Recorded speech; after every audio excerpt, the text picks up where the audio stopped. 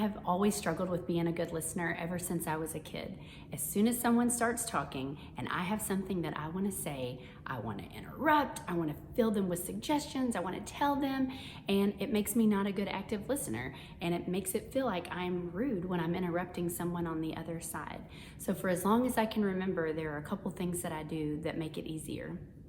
One, I always have a notebook with me when I'm in meetings. So when someone's saying something, I can just jot down that note. So if we're talking about relationship building and I have something that I want to just interrupt and jump up, which I've done most of my life, I now just write that word down and allows me to come right back to the conversation and be an active listener.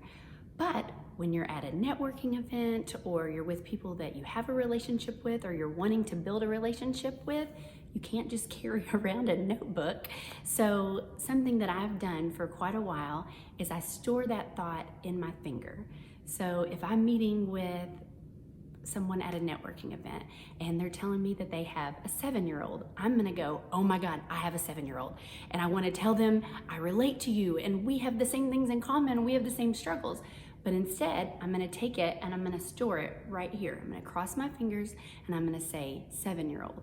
And then I can go back and intentionally listen to what this person is sharing with me.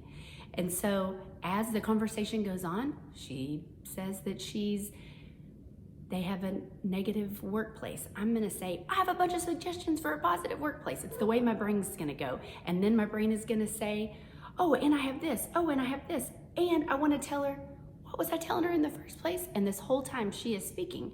So now I take that and I store it right here. And I think 7-year-old, positive workplace. And I'm able to go back and listen to her. And when she's done, I can say, I too have a 7-year-old. And I'm gonna tell her about that. And I can say, I too coach on positive work culture and tell her about that. So it helps me be an intentional and active listener and really helps build my relationships with the people that I'm choosing to try to build a relationship with.